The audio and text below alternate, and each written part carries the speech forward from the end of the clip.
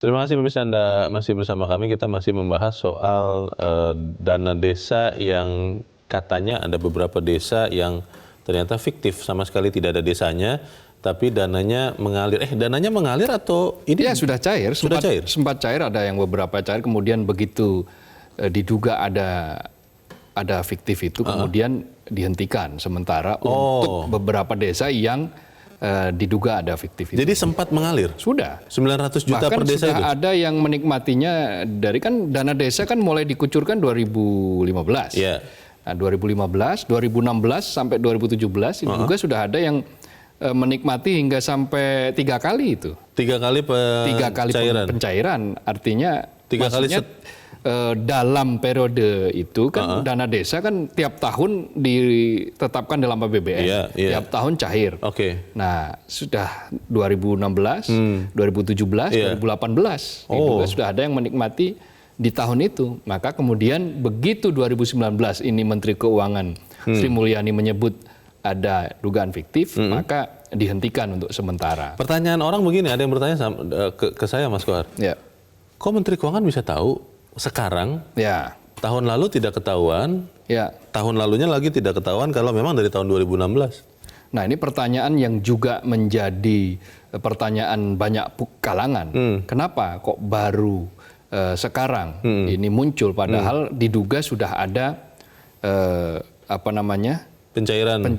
sudah ada yang menerima dari sejak tahun sebelumnya 2016. Artinya kan berarti apa? Pengawasan lemah atau transparansinya rendah.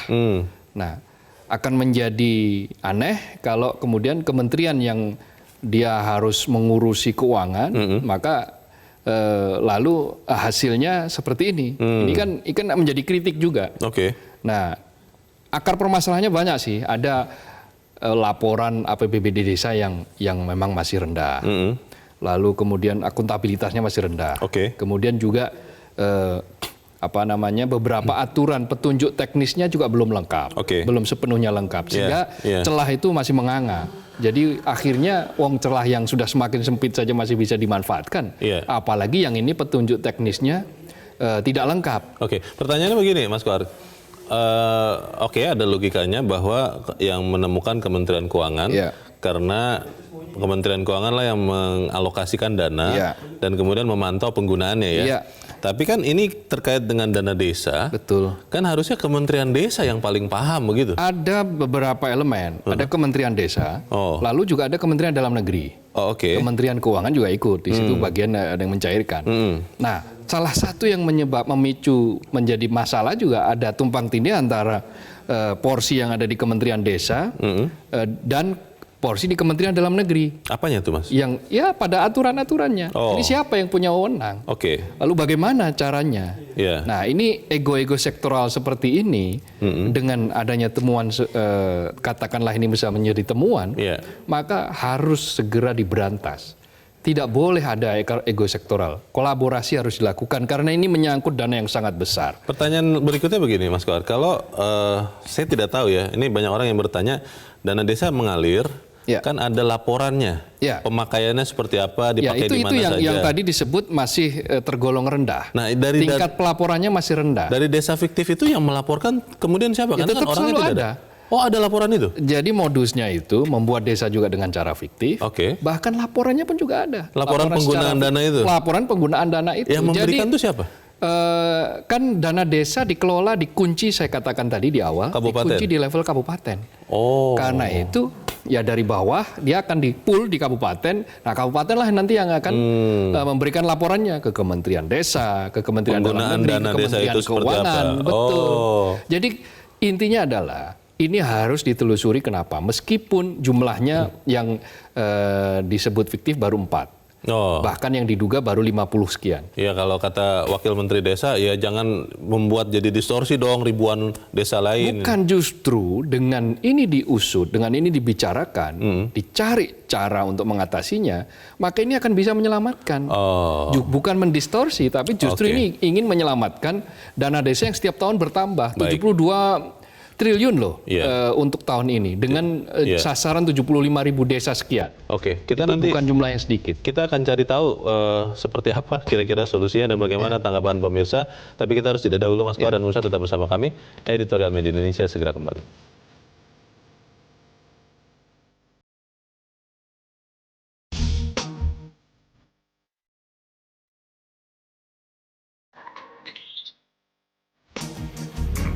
Terima kasih pemirsa, Anda masih bersama kami. Mas Koar, kita akan dengarkan dulu pendapat pemirsa. Apakah memang benar kita bisa menumpas atau melibas siluman dana desa? Kita sudah terhubung dengan pemirsa Metro TV di Jember, Jawa Timur, ada Pak Ikhwan. Pak Ikhwan, selamat pagi Pak. Halo? Halo, Assalamualaikum. Waalaikumsalam. Pak Ikhwan, bagaimana Pak?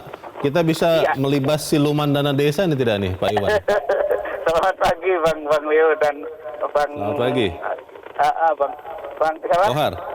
Bang Kohar, ini persoalannya bahwa pembangunan nasional sebagai yang berkesinambungan itu kan sebagai pengamalan Pancasila dan UUD 45 itu arah pokoknya adalah kepedesaan yang sekian banyak desa itu. Sampai mereka berani ada desa abal-abal itu karena tertarik adalah bantuan yang luar biasa dari pusat. Dan itu terlalu berani mereka itu. Jadi cuma nama saja dan apa yang tertulis itu saja. Itu terlalu sekali. Nah ini pekerjaan menteri untuk mengkontrol secara krusial. Jadi istilahnya ketat dan gawat lah. Sebenarnya desa yang memenuhi syarat itu apa kan betul. Ada statistiknya itu di pusat itu. Untuk itu maka bantuan itu harus didasarkan kepada juga kontrol yang ketat tentang program mereka. Mereka itu untuk apa dana yang sebanyak itu. Sebab mereka juga akhirnya sembrono. Apakah kemudian dibelikan mobil ambulan semua karena bupatinya dokter gitu. Apa begitu. Lalu kalau itu desa misalnya di Jember sekian ratus desa, itu kan sekian ratus miliar itu lalu yang keluar. Nah itu yang paling masalah. Pak Ikhwan, yang harus paling in charge atau paling bertanggung jawab untuk memastikan bahwa dana desa ini benar-benar mengalir, dipakai sungguhan, ada desanya, ada orangnya, itu siapa yang harusnya bertanggung jawab? Sudah pasti menteri kan, menteri yang urusan pedesaan itu dengan wakilnya satu. Oh, menteri desa ya? Iya, itu yang bertanggung jawab langsung itu, tidak boleh dibantah itu. Jadi bagaimana program desa itu sampai kepada kontrol dipakai apa enggak, itu kan otonomi daerah juga yang penting bupati bagaimana bisa mengontrol desanya. Sebab bupati langsung sekarang. Jadi otonomi daerah ini memberikan wewenang penuh untuk bupati. Tinggal kemudian kontrol yang enak dari pusat itu kepada bupatinya. Apa sudah berjalan normal apa enggak? Kalau benar, baik, indah, sehat, normal, berarti sudah dilaksanakan dengan apa yang direncanakan oleh pusat. Kalau enggak nanti, waduh itu lepas semua. Sebab desa itu begitu rupa, mereka berpikirnya sederhana saja. Apalagi kepala desanya begitu berwenang. Dan itu ingat, sekarang itu masalah nyalek saja sampai kepala desa. Itu urusannya seperti transaksionis, dagang sapi. Nah saya kira itu yang perlu diperhatikan. Karena terima kasih. Kita begitu. Terima kasih Pak Ikhwan di Jember, Jawa Timur. Selamat pagi Pak. Di belakang Pak Ikhwan ada Pak Bambang Saptono di Surakarta, Jawa Tengah. Pak Bambang, selamat pagi. Ya, selamat pagi Metro TV, selamat pagi bangsa Indonesia. Selamat pagi Pak Bambang. Bagaimana Pak melibas siluman dana desa ini Pak Bambang? Baik Mas, jadi saya sebagai rakyat Indonesia ikut prihatin dan mengecam tindakan terkait dengan desa-desa siluman sebagai penerima dana desa dari pemerintah pusat. Ini jumlahnya sebenarnya kan tidak main-main. Dana desa ini untuk perkelurahan ini kan hingga mencapai 900-an juta. Kemudian ini indikasi desa-desa fiktif ini kan juga mencapai puluhan, hingga saya melihat itu ada 53. Nah oleh karenanya Mas, ini karena menyangkut dana desa yang jumlahnya banyak, maka ini harus diusut tuntas dan ditindak tegas oleh tentunya penegak hukum. Karena apa Mas? Ini tidak sekedar yang muncul desa fiktif ini dari inisiatif kepala desa atau lurah. Saya yakin ini melibatkan pejabat-pejabat lain setingkat camat maupun kepala daerah yaitu bupati. Sehingga ini tidak sembarangan munculnya munculnya desa-desa fiktif hingga akan menerima dana desa tersebut. Lah kemudian begini Mas, Presiden Jokowi kan sudah mewanti-wanti dari awal bahwa dana desa ini benar-benar harus dimanfaatkan sebaik-baiknya untuk pembangunan rakyat. Jangan sampai memanfaatkan dana desa untuk kepentingan kelompok maupun pribadi. Lah ini kok malah justru sekarang ini di 2019 kok muncul desa-desa fiktif. Ini kan benar-benar malah justru menantang dan ini benar-benar istilahnya kejadian yang sangat disayangkan Mas. Dan gini Mas, dana desa ini selain disimpangkan oleh aparat-aparat yang ada di desa, ini kan juga rawan dari kaitannya dengan penyalahgunaan dari masyarakat. Nah artinya apa?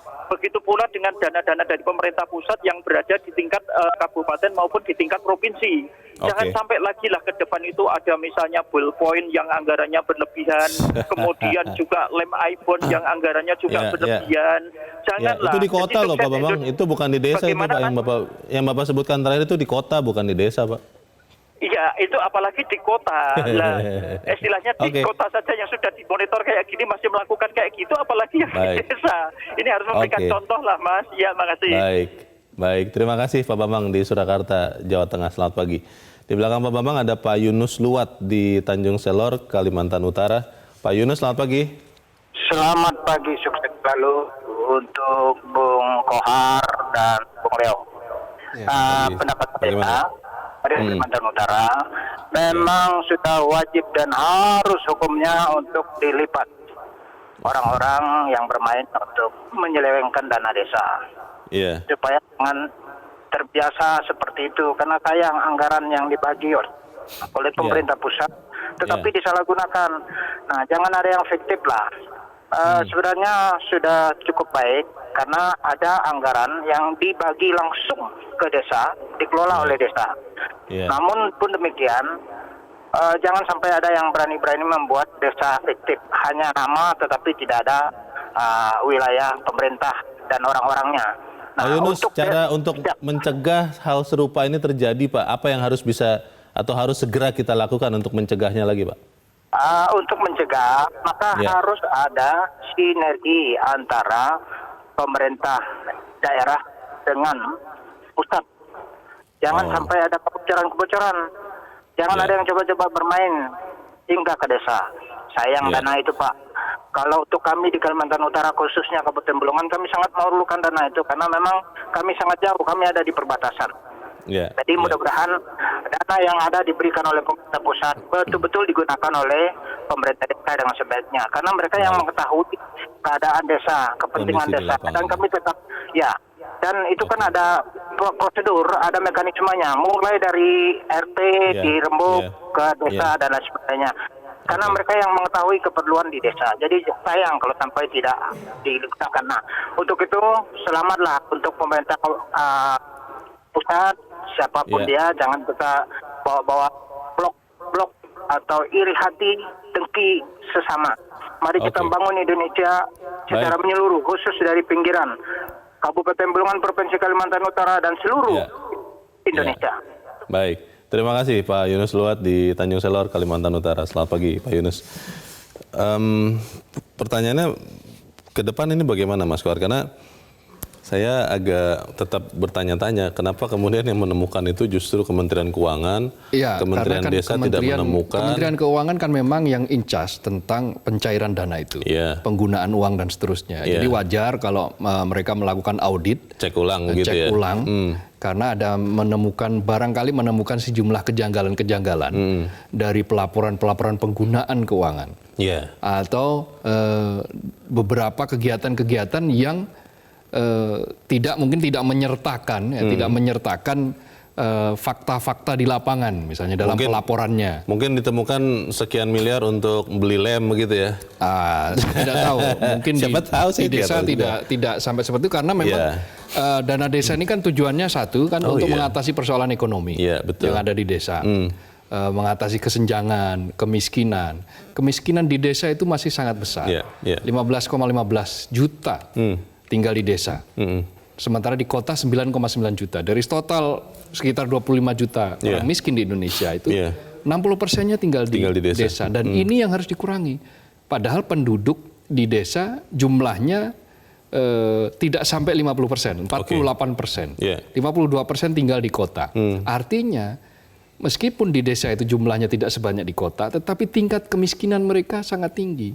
Nah, dana desa ini faktanya sejak dikucurkan 2015 sampai saat ini itu ternyata mampu mengurai ya salah satu menjadi stimulan lah untuk bergeraknya ekonomi di desa sehingga kemiskinan itu menurun.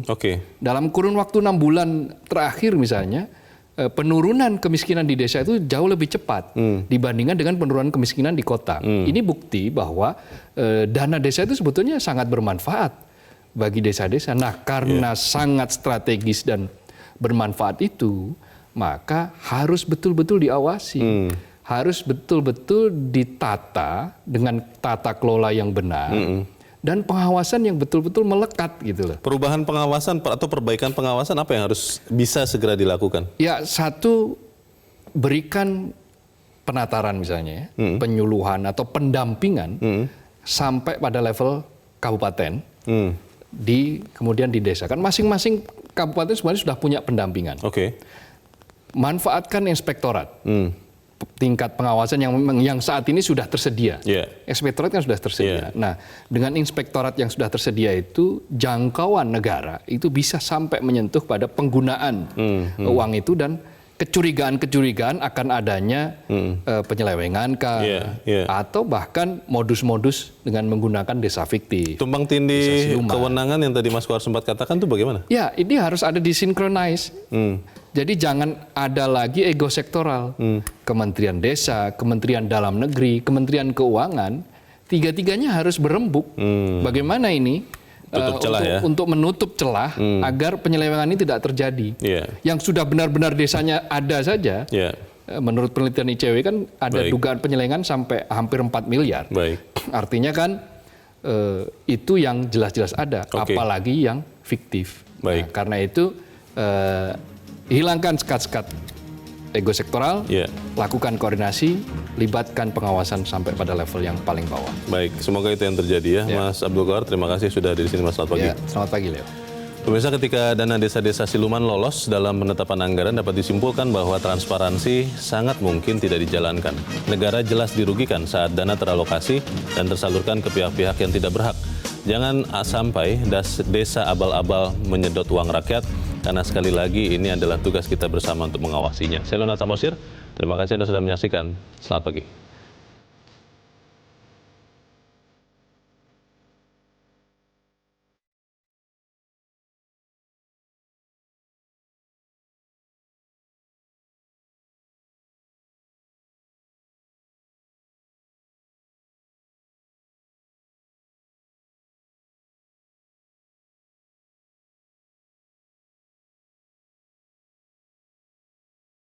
Metro TV, knowledge to elevate.